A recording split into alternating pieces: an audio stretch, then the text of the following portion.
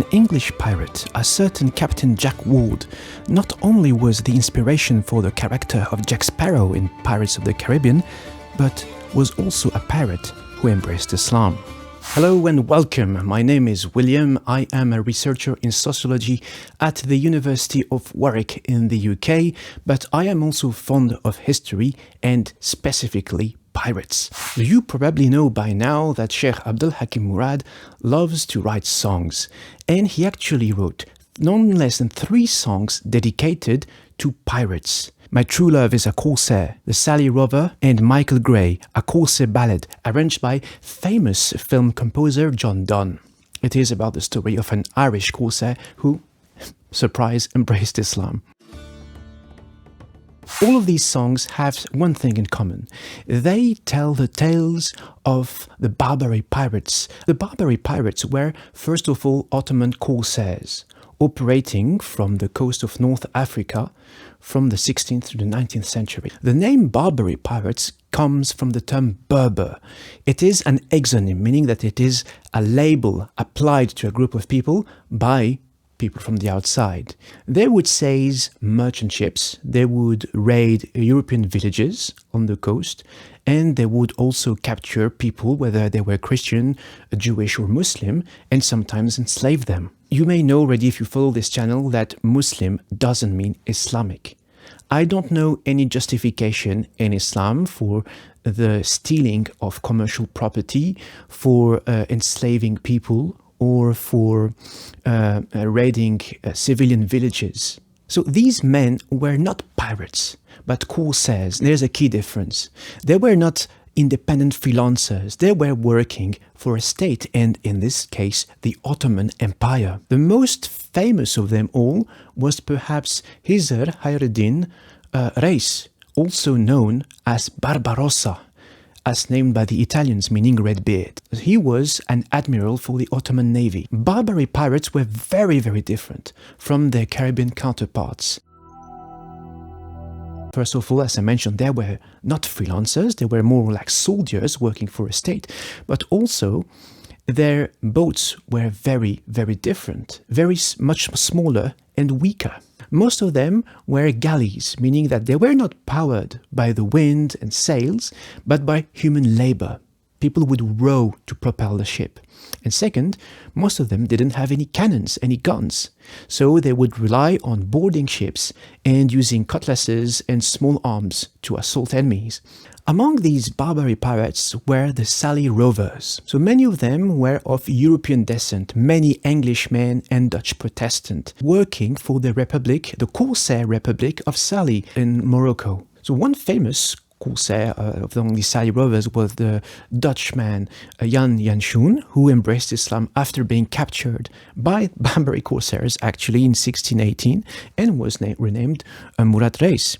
And like others, they would raid merchant ships. They ran expeditions as far as Iceland. And they even set base on the island of Lundy in the Bristol Channel. And this is maybe where the name Bristol Rovers come from. Bristol Rovers golden chance, and it's in via a deflection.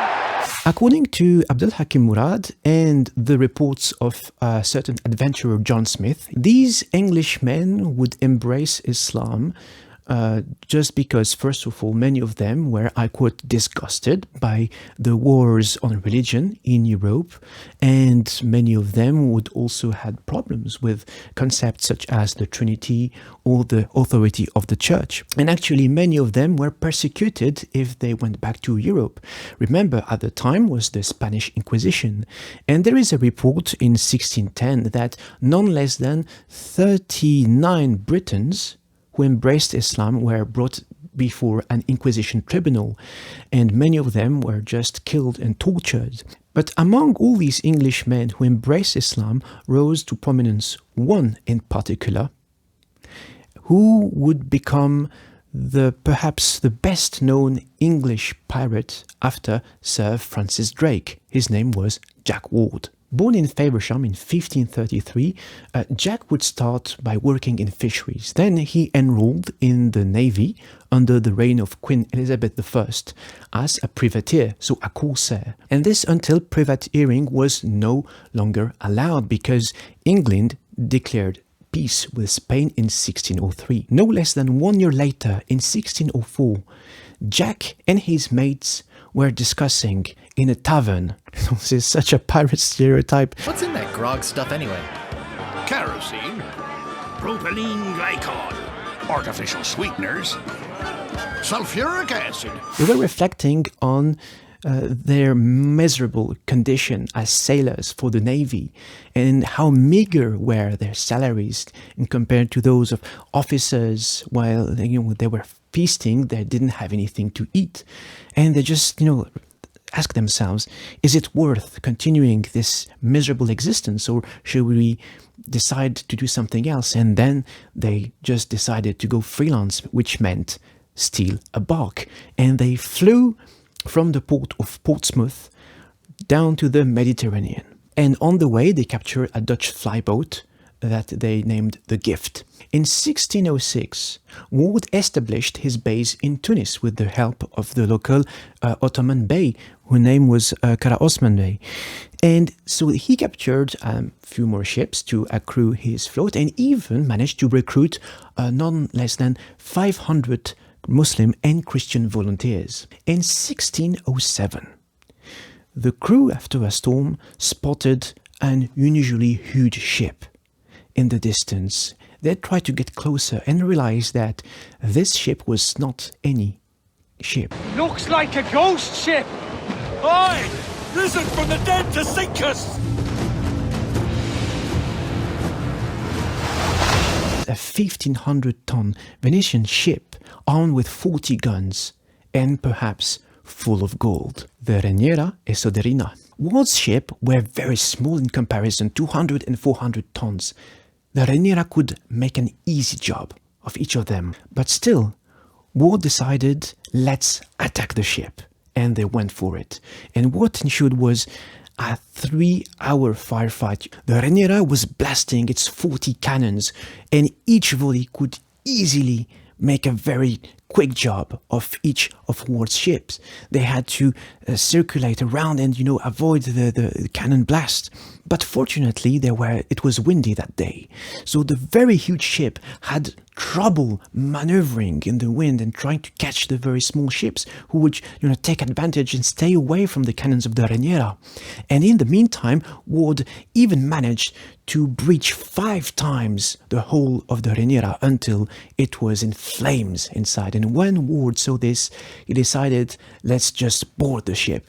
And of course, it didn't go without the enemy crew fighting back. However, before that, Ward fired a volley of chain shots, which quickly discouraged the enemy and which decided to surrender without further fighting. And the prize was such a prize that only a very few men had even an idea what it represents. It was 2 million ducats or gold coins, 340 million pounds of today's money, so almost $500,000. And this sum was so huge that it almost provoked a war between England and Venice. So back in Tunis, Ward fitted the Reniera with no less than 60 guns. To have an idea, in comparison, Blackbeard's ship, 1 century later, the Queen Anne's Revenge, sported only 40 guns. So Ward soon became the most respected or the most feared pirate on the Mediterranean. He asked a royal pardon in 1607, but upon refusal, he decided to stay in Tunis. He embraced Islam, retired from piracy in 1612, and 10 years later, he died peacefully with a huge amount of wealth in 1622 at the age of 70 years. Sheikh Abdal Hakim Murad depicts Ward as some sort of Robin Hood who would rebel against the authority, the dictatorship of the church and the European states and serve God as a true mujahideen. However, this comes with a few questions, because how Muslim are you if you steal commercial property for a living? As much as we like to support a fight against the rich and the powerful, how moral and ethical is it to steal people's property, even if they are oppressive in nature? So I'm not a jurist, I'm not a theologian. These remain open questions. We don't know the details of history due to a lack of sources. So many accounts of Ward's life after embracing Islam also report that his practice of Islam was very, very different from what we can imagine nowadays, meaning that he was quite liberal. There were reports of him drinking and stuff, but again, caution, because many of these reports could have been made up, fabricated by Englishmen trying to tarnish Ward's reputation. So let's be careful again before romanticizing parts of our history and erecting some characters as role models. And also when it comes to piracy itself, as much as we like to think of piracy as this ideal of freedom and democracy, which was true to some extent because some pirates had the ambitions and founded a pirate republic, completely democratic. There was democracy on the ships, people would vote, and if you look at some rules in the Pirate Code, they have a very striking similarity to some of the rules in Islam. For example, it was not allowed to gamble or drink alcohol on the ships. It was not allowed to enroll and fight men, civilian, and especially women and kids. And if you were caught stealing, well, you could have your hand chopped off. But again, amongst all these men, there were obviously more ordinary people embarking just for the pursuit of wealth and material possessions. That's all I have for today. I hope that was informative. And again, take care of yourselves. And if you were wondering about the patch, well, you know that pirates were not actually blind. It was something they would use to accustom one eye to the relative darkness when they went in their cabins or below the deck. Well, it was very sunny outside, so they would have one eye accustomed to daylight and one eye accustomed to darkness for reading maps and so on. Thank you very much for watching, and again, take care of yourselves.